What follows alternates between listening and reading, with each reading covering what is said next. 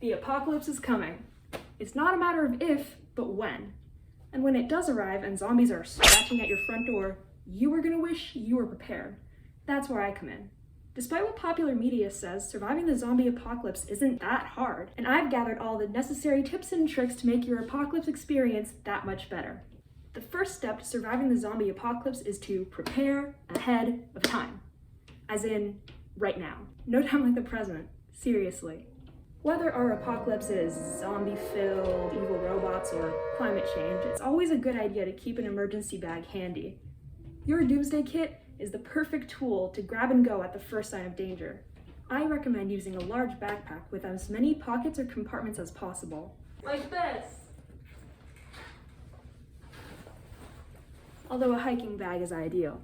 You're going to be putting a lot of stuff in here, and pockets help keep things organized in case you need to grab something quickly. Backpacks also have the advantage of being carried on your back, leaving your arms and hands free for zombie fighting. And you could even tie smaller bags on the straps. Ideally, you'll be traveling in a group, so you can spread out supplies in everyone's bags. Now let's talk about what to put in this bad boy. The mindset to have while packing is that you're going for a very long and deadly vacation, so you need to pack accordingly. First, let's start with the necessities, like food and water. Water bottles are heavy to carry, but entirely worth it. Most backpacks have built-in water bottle holders, so make sure to pack the largest bottles you can find. Hydration is important, so you might want to stock up on a couple liquid IV packages as well.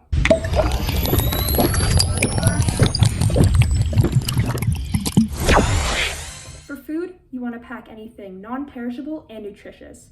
For taking up less space, I recommend packing granola bars or protein bars or anything with a lot of protein. This food needs to be pure fuel, no empty calories. Trail mix is also a good thing to prepare with nuts or granola, cereal, pretzels, raisins, and some M&Ms.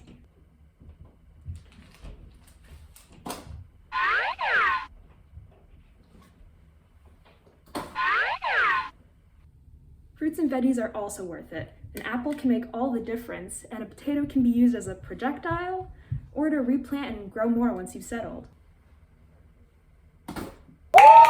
Canned food, although heavy, is also a good option.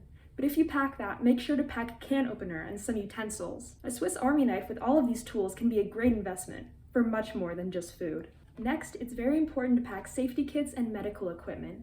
This is the apocalypse. It can get ugly. And if the virus is an infection, you'll be grateful for any bandages covering up your cuts. If not already included in your pack, make sure to get travel-size hygiene equipment, especially hand sanitizer. And don't forget medication, whether prescription or not.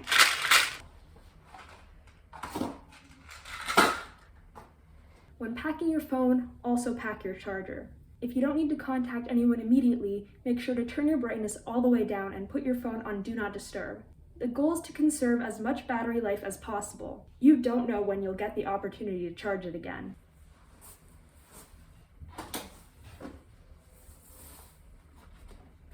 Also, to conserve your phone's battery, flashlights, radios, and batteries. Flashlights and battery-powered lanterns are definitely a must-pack, especially when you can get the pocket-sized ones that still pack a punch. This is getting heavy, but we're almost done. Wallet and passport. You never know where this adventure might take you, and if you have to cross a border, it's better to be prepared. And who knows, having your passport or other ID might be your ticket into a government base. Money.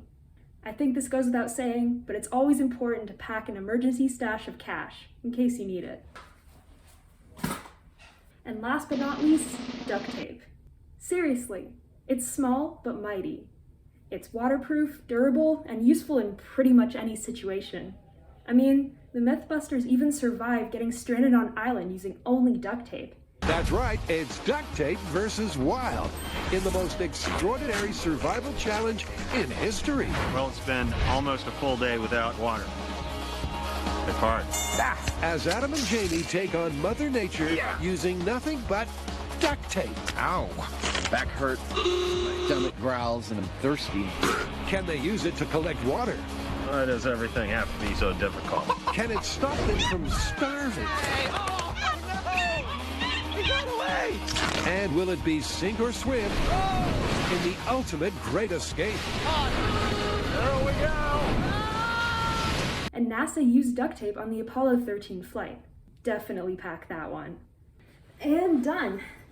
If you have any room left, pack a blanket or some waterproof matches. Those winter nights sure can get cold. So you've got your bag packed, but when the apocalypse breaks out, you're gonna need a plan.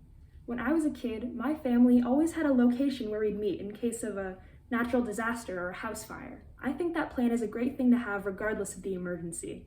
Make an emergency plan with your loved ones so you know where to go, what to do, and how to contact each other. So when it's go time, you know where to go. So now you're prepared for when the apocalypse starts. But when it does start, what do you wear? It may seem dumb and that fashion should be the last thing on your mind, but it actually can be crucial to your survival. If you're in the position to choose your doomsday outfit, go for comfortable clothes with lots of mobility. You're looking for layers and lots of pockets. Like we talked about in the packing section, pockets is very good if you have anything you need easy access to.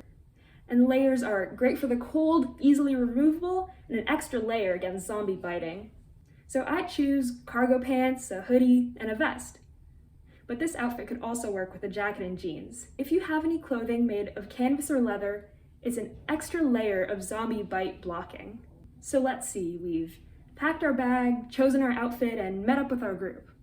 Let's say, hypothetically, you've secured a vehicle with an adequate amount of gas. Where do you go? Where's the safest place to make your bunker? My advice is to go up north. The higher up north you are, the less people there will be. And less people is a huge advantage. It's less people to fight over resources with, and in a worst case scenario, less zombies to fight. It's not hard to find a place to settle, like a farm or a hunting range, to keep a steady supply of food and natural resources. But what if that doesn't work out? Then your best bet is to keep an ear out for any government safe zones or facilities opening up. Our journey so far has been pretty zombie-free, but that doesn't mean you won't come across any. So, how to attack or defend against a zombie? Normal self-defense tactics that work on humans won't necessarily work on a zombie. Your best bet for beating a zombie is staying as far away from it as possible. Once you're swarmed, you're dead. If you're in physical combat with a zombie, you want to try to immobilize it while staying as far away from its mouth as you can. This is where tools like a baseball bat or a crowbar come in handy. But you could also use something like a cloth or a rag. If you're multiple people, one can serve as a distraction while the other sneaks around and blocks the mouth. Once zombies can't bite you, they're much less of a threat. In the Netflix show Zombieverse, a man traps zombies in nets and straps a harmonica to their head, shoving it in their mouth. 오빠야, 저요. 너 좀 가까이 가서 좀 부축 좀 해줘라.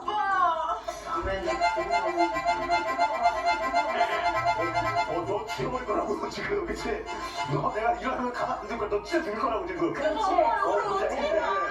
This way, the zombies can't bite anyone, and if they try to, it'll make a lot of a noise, alerting to their presence.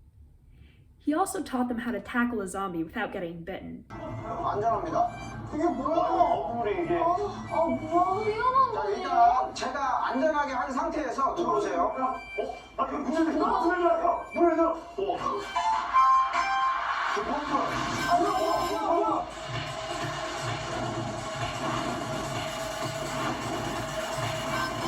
The key is to aim low and try to knock down their center of gravity. 제압할 수 있는 거를 여러분들이 직접 한번 해볼 거예요. I know this isn't the coolest way to fight a zombie, but I'm not an expert with guns or knives, so if you want to use them, you take responsibility for it.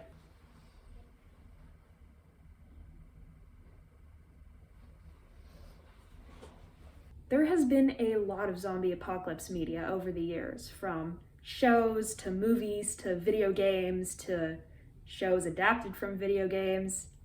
There's a lot out there. And in almost every one, the zombies in that world have different rules. So the key to learning to outwit a zombie is to figure out what universe you're living in. Some zombies have a strong sense of smell. Some are alerted by noises.